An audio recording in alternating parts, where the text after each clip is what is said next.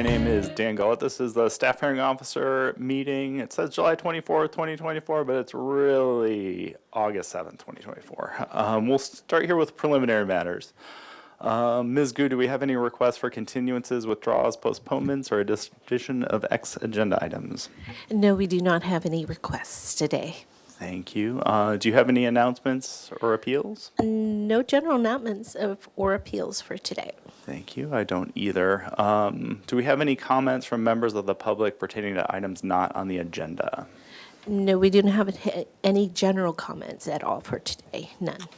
Very good. So we'll move on to our first project, which is 2003 Red Rose Way.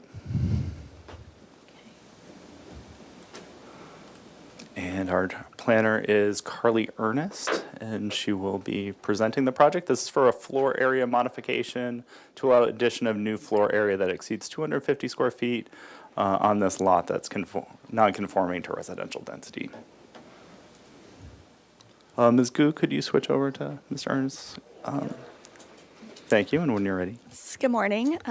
Thank you, Mr. Gullett. My name is Carly Ernest, Assistant Planner. I'll be presenting the project today at 2003 Red Rose Way and the request for a floor area modification, and the owner and applicant are here today as well if they'd like to make any comments after my presentation. So moving on to the project location. It is located at 2003 Red Rose Way.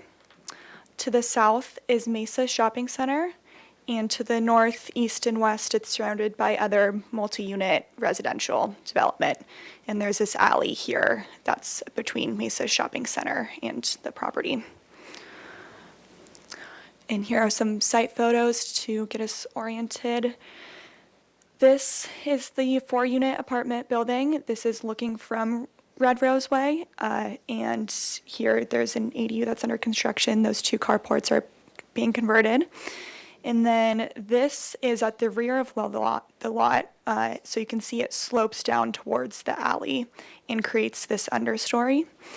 And then here is the east side, and these are unpermitted stairs and an access door to that understory, which will be removed as a part of this application. And then looking at photos from the alley, this is the, oh, I just realized you can't see my mouse. Well, as I'm pointing to the middle photo on the right there, the bluish building is the subject property, and you can see in the top right and bottom right photo that it's screened by that existing vegetation. And also you can see that the neighboring properties have similar understories. And so the project in front of you today involves converting the existing understory of the apartment building to a 428 square foot storage area, removing the unpermitted stairs and doors on the east side, and constructing new stairs and indoor on the west side to access the new storage area below. And looking at the elevations here, so the top one is the west elevation, and that would be where the new stairs and door are being placed to access the new storage area below. So that's, if you were to walk down the driveway, you would go down those stairs and through the door to access the new storage area.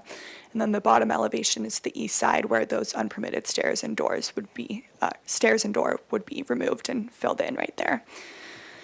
And then from the south, this is looking from the alley, and so the only change to this facade are the 2 new windows, and then you can see the new stairs on the west side there. And the application is for a floor area modification, and a modification is needed because the conversion of the understory to storage area is required because the site is non-conforming to residential density. And when lots are non-conforming to density, they're only allowed one increase, or the residential floor area may only be increased by a maximum of 250 square feet, and that storage area would be 428 square feet, so it exceeds that allowance. And the lot is non-conforming to density because only 1 unit is allowed per code due to its lot size. However, the apartment building was constructed at a time that was allowed by code. And staff is supportive of the modification because it's an appropriate improvement on the lot to provide on-site storage for residents, and it's a minor alteration to the existing development on-site. There's no change to the building footprint, and the only exterior alterations are relocating the stairs and door and the 2 new windows. And lastly, the non-conforming situations, such as the density, are not worsened by the approval of the modification. And that concludes my presentation. I'm available for any questions. Very good. Thank you very much. And would the owner or the applicant like to speak to this project at this time? No, I think she covered it pretty well. Very good. And Ms. Gu, do we have any public commenters for this item? No, we have not received any public comment. I'm checking Zoom. I do not see any raised hands. Very good. I did go out to the side. I did walk on the alley as well. I'd never walked on that alley before. There's a lot of similar buildings and similar situations on Red Rose. I believe this was part of a big downzoning the city did in the mid-'70s that created a lot of non-conforming situations, now requiring modifications. I do agree with staff's assessment of this request. I do believe it's an appropriate improvement and concur with the CEQA determination. And with that, I'd approve the modification. This is subject to appeal. There's a 10-day appeal period, and there's instructions that I can show on the screen for further information on how to appeal. It would go to the Planning Commission. It would need to be filed in person at 630 Garden Street or in writing by email at the email address shown on the screen. And then with that, I'll conclude that item. Thank you very much, Ms. Ernst. Thank you. And we'll move on to item 2B, which is 808 East Coda Street. And Ms. Barbara Burkhart is a project planner on this item. Welcome, Ms. Burkhart, and Ms. Gu, if you could switch over to the other computer, please.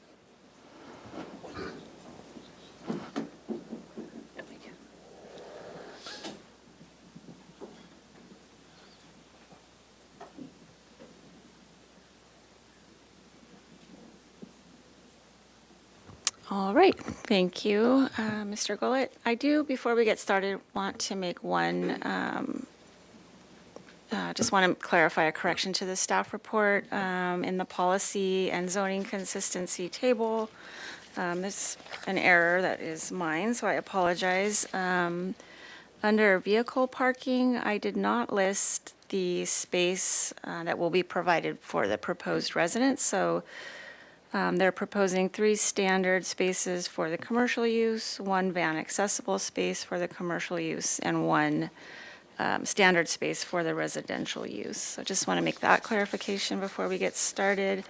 The proposed project is to convert a portion of an existing commercial structure to a residential unit, and I'll kind of walk you through the plans here.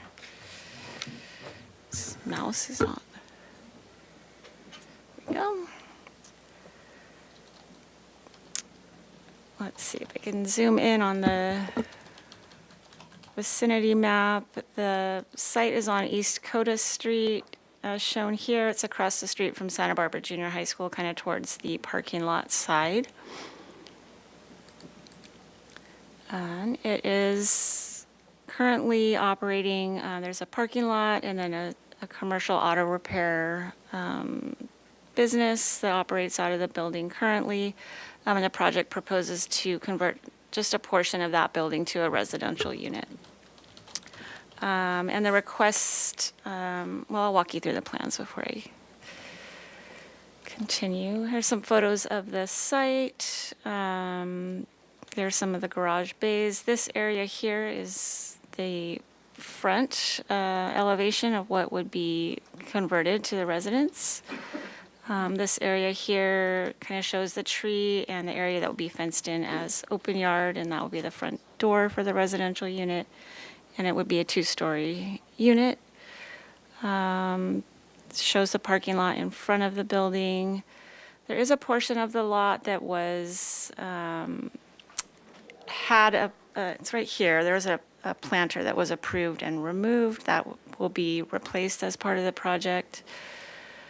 And I'll just show you the plans. There's the 2 garage bays, and here's the existing as an office and storage area, bathroom for the commercial use. And that would be reconfigured. The front of this area would be the new kitchen with stairs going upstairs. And then there would be the commercial office and restroom tucked back behind it. And then you move upstairs. Now it's just a storage area. And that will be converted to bedroom and living area and a bathroom as well. And then there is a proposed window change, which is required for egress by building code.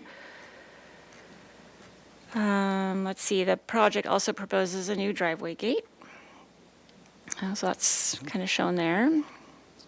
So just some elevations that aren't really changing. Let's see. And then this area shows the open yard, which is why we're here today. The project does require a zoning modification. So because they're adding a residential component to the development, it changes the land use from commercial to mixed use. And then for the residential piece, the open yard standards of mixed use development apply. And those standards seem to assume that there would be more than one unit because they require a common open yard, which would be used for all units on a site, and then a private open yard for each individual unit. And in this case, there's only one unit. So the applicant is proposing to have no common open yard and just the private open yard, which would be here. The private open yard proposed exceeds the area required, but it's short 2 inches on the required dimensions here. So they're seeking a modification for a reduction in that length as well. Staff is supportive of the modification requests because the private open yard exceeds the area required. And as intended by the code, it would contribute to desirable living conditions and a sense of openness for the unit, as well as providing a useful space for outdoor living and enjoyment of occupants on the unit. It would be screened from public view, and the neighborhood character would be maintained. This, as you saw, is tucked pretty far back behind the parking area. And staff is also supportive of no common open yard, just because of site constraints, and there really is only the one unit, so staff feels that private open yard is sufficient. And staff has also determined that the project is exempt from CEQA per section 15303, conversion of small structures, and there are no exceptions to the exemption that would apply. So with that, I'll conclude my presentation. Thank you. Thank you very much, Ms. Burkhart. And would the applicant like to speak to the project at this time? Very good. Ms. Gu, do we have any public comment on this item?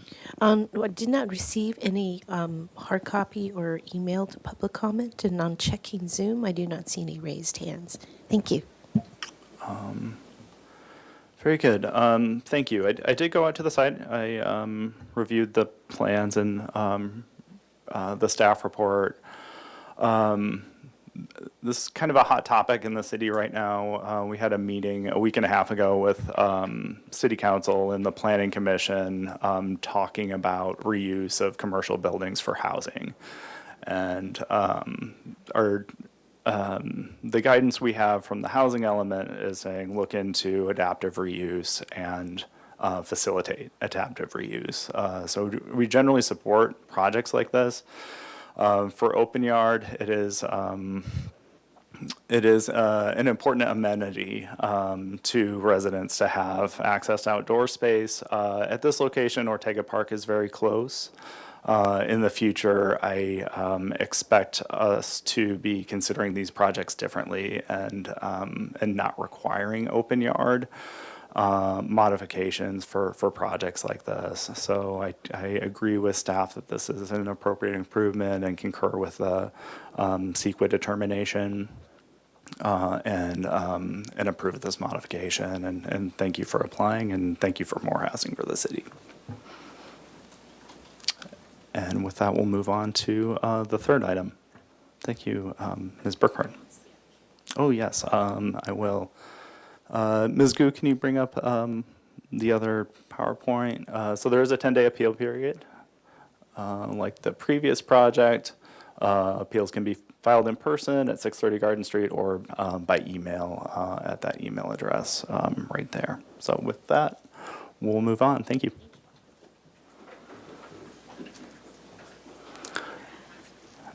And our third project is 808 East Coda Street.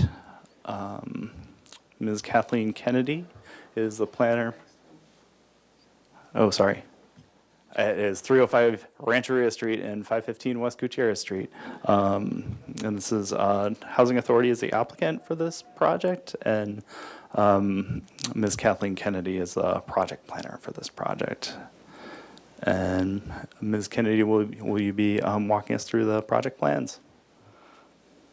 Yes, I will. Thank you, Mr. Oh, very Gullett. good. I'm Thank you. Kathy Kennedy, project planner with the city.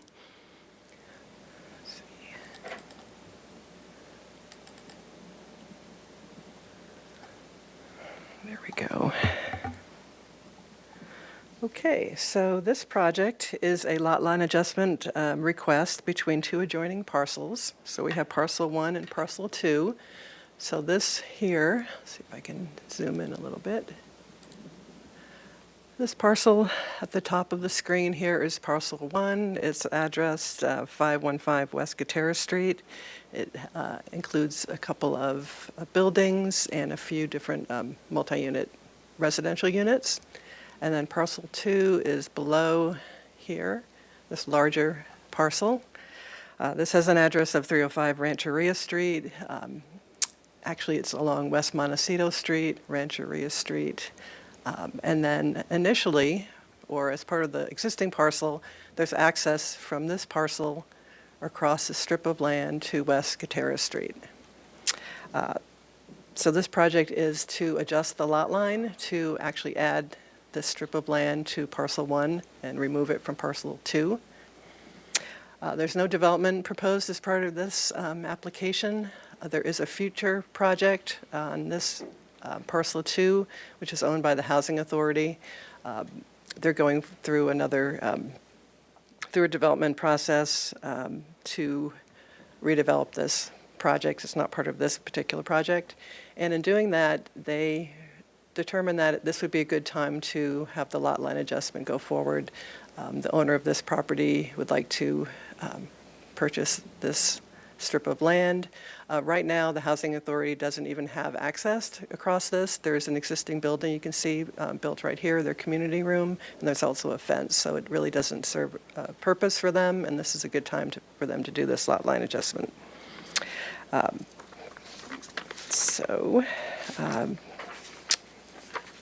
Very straightforward. The project meets all the general plan and zoning ordinance requirements.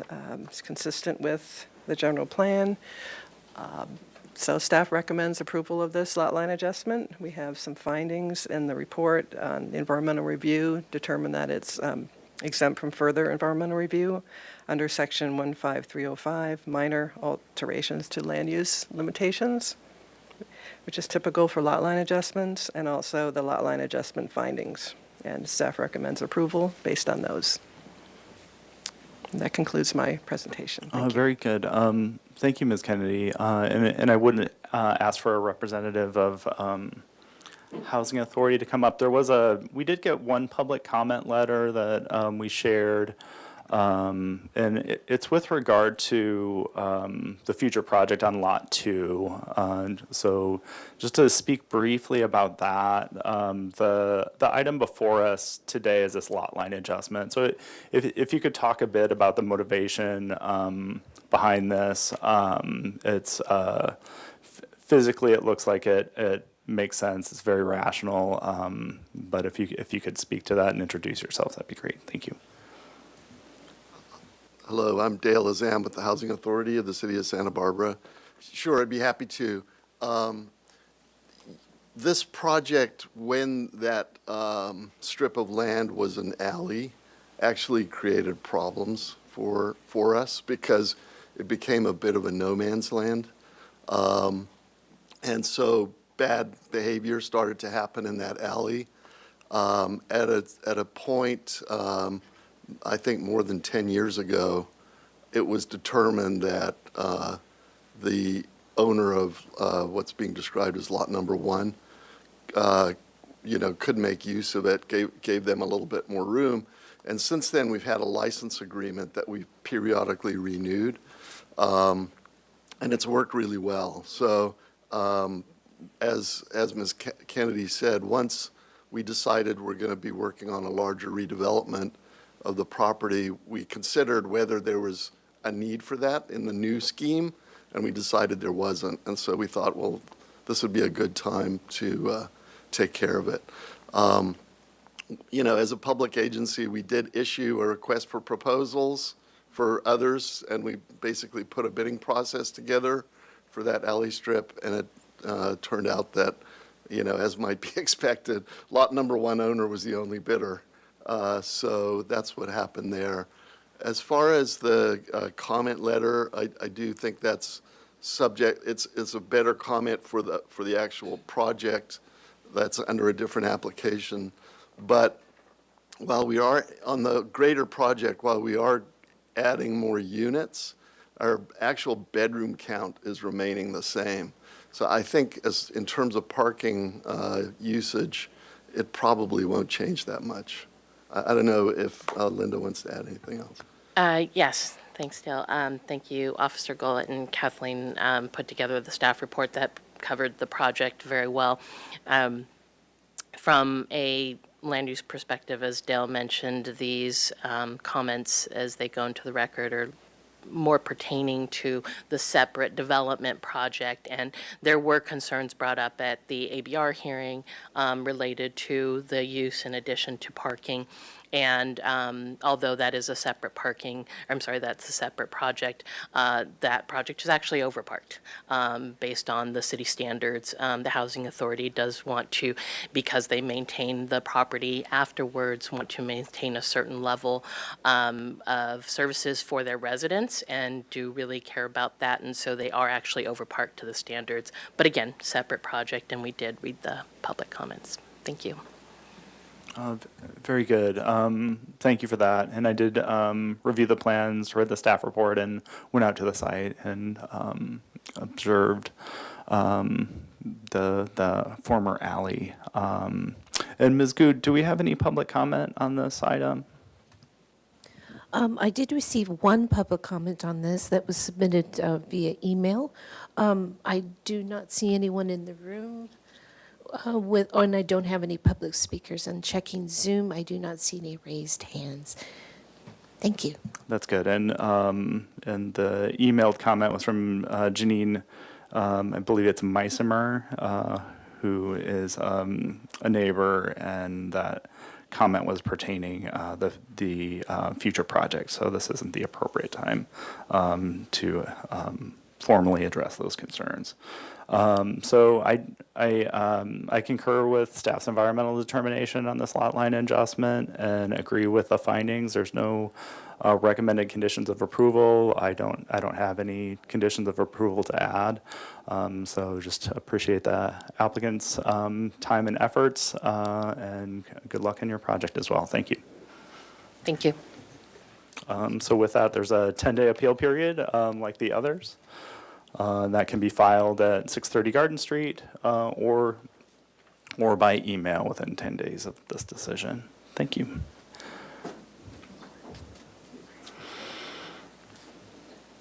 And our final project today is 1150 San Roque Road. So this is for our city's water treatment plant. And Ms. Kennedy is the planner for this project as well. So when you're ready, Ms. Kennedy, if you could walk us through this proposal. And also joining us is Philip Maldonado, the supervising engineer, who is the applicant for this project. He works for the city as well.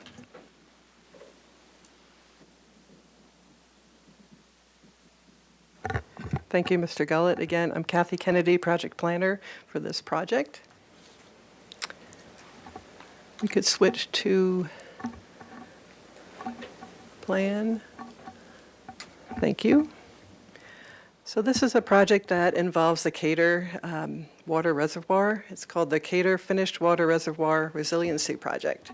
And here's the vicinity map. It's kind of in the northern part of the project, San Roque Road, above Foothill Road, in this location. So this is a 12.22 acre site. It's developed with the Cater Water Treatment Plant. This is a primary drinking water treatment plant for the city. The project consists of a few different elements, and what I'll do is, this is the existing site plan. I'll switch right over to the proposed site plan. Here's the site plan of the whole treatment plant. So the project consists of a number of elements. The existing contact basin will be replaced with a 2.5 million gallon chlorine contact basin.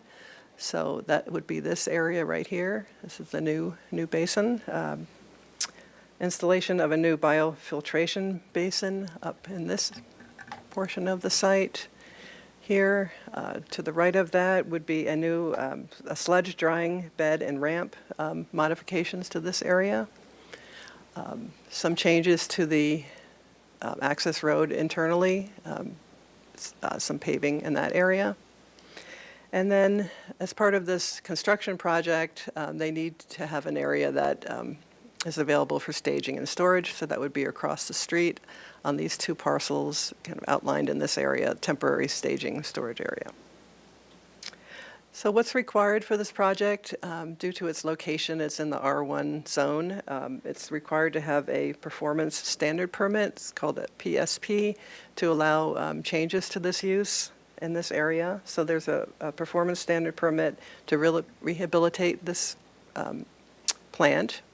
And then a PSP also to allow this temporary staging and storage area. This is also zoned R1.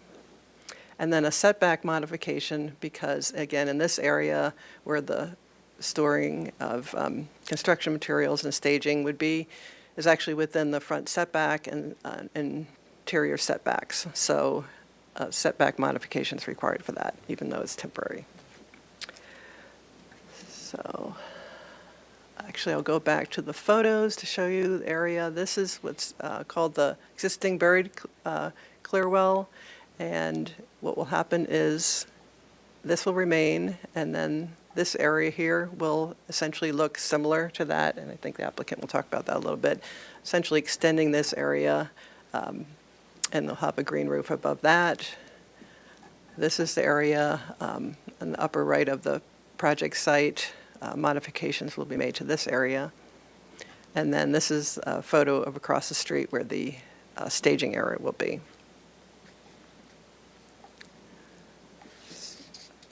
As part of the PSP, there are a few requirements in our ordinance, and these have been incorporated into the project.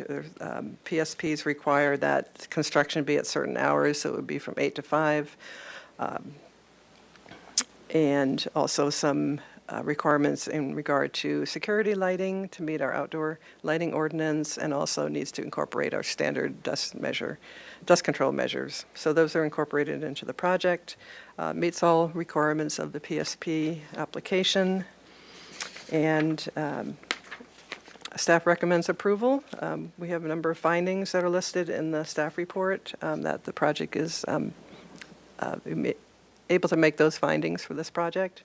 Also, it did go to ABR for design review, and the board was supportive of the modifications. They had a comment about making sure, just to confirm that this new building here, structure, would not be visible from the street. So just to confirm through their landscaping that it isn't an impact visually.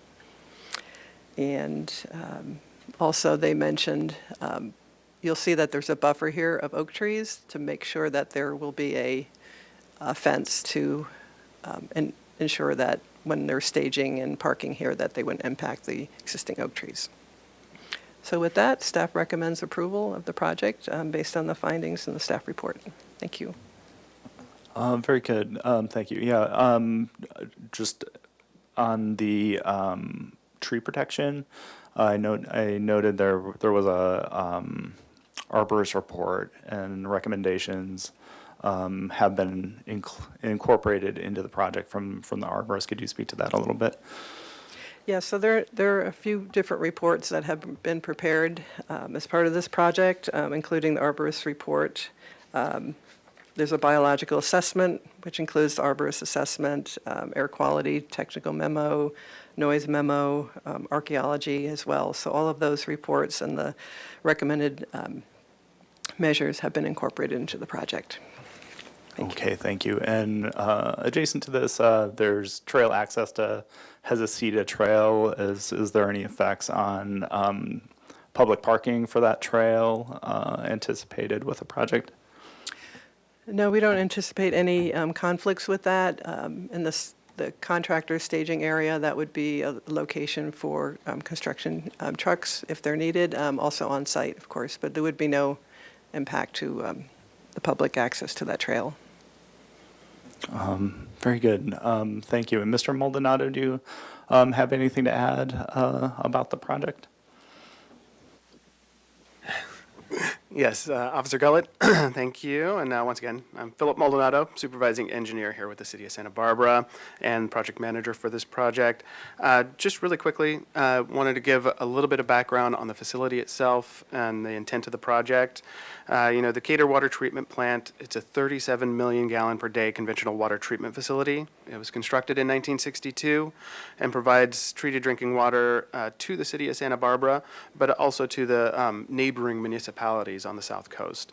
The final step in the plant's treatment process is primary disinfection, where chlorine is added upstream of that finished water reservoir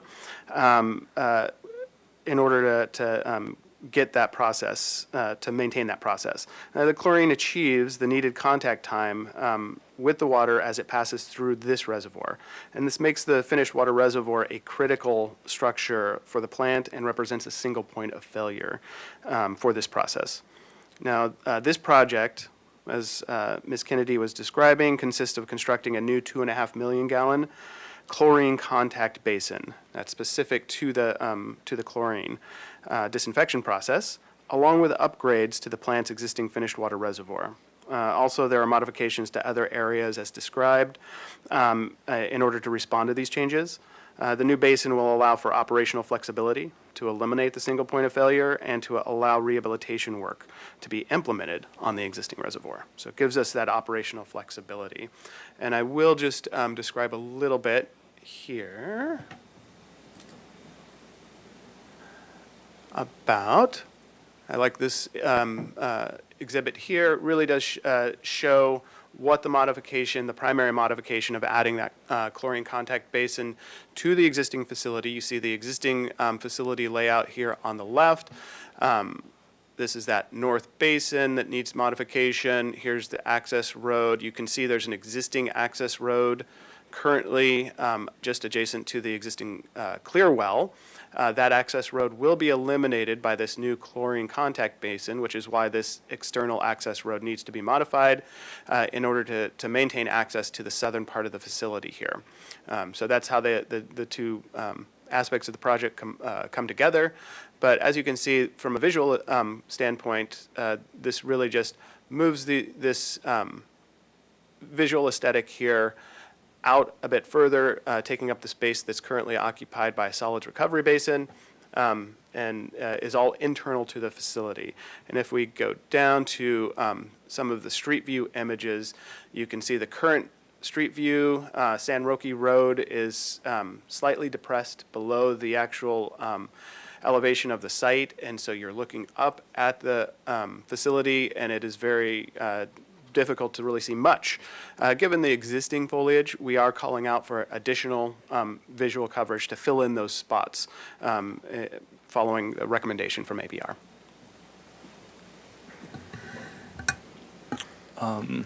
Very good. Thank you for that. And I went out to the site with Mr. Maldonado and Ms. Kennedy yesterday and walked the site. I'm satisfied that this will not be very visible from the street. What will be visible is during construction, the staging and parking area. Mr. Maldonado, can you speak to the duration of that and what the public might expect the use of that to be? Yes, just given the volume of physical infrastructure that does need to be implemented, we do expect at least a 2-year time horizon for the construction window. And on the staging area, it will be, as it is already fenced off, but there will be additional construction fencing added in order to demarcate the area that is being used by the contractors. We anticipate it being used primarily for parking for the contractor, with the bulk of work actually occurring internal to the facility. Very good. Thank you both. Ms. Gu, do we have any public comment on this item? I did not receive any written or emailed public comment, and upon checking Zoom, I do not see any raised hands. Thank you. Thank you. And this facility is clearly critical public infrastructure. It's super important for basic functions of our city. It is zoned residential, so the city chooses to have a very high level of scrutiny on our own projects. And we deliver good projects, very responsive traditionally to neighborhoods in our community. So we do review these projects very closely, and they're subject to design review. They don't have to be, but it is what we do in Santa Barbara. So like this setback modification, the performance standard permits, they wouldn't necessarily be required in different zones of the city, but they are here to protect this location. And I did review all the application materials. I concur with staff's recommended findings and the CEQA determination on this project, and can approve this project. This is also subject to appeal. There is a 10-day appeal period. And Ms. Gu, if we could put that up one more time. Appeals may be filed in person at 630 Garden Street or by email at the email on the screen. This project does require design review, so it will go back to the Architectural Board of Review, so there is opportunity if anyone wants to comment on screening or physical aspects of the project. But with that, I conclude the meeting. Thank you, and we're adjourned.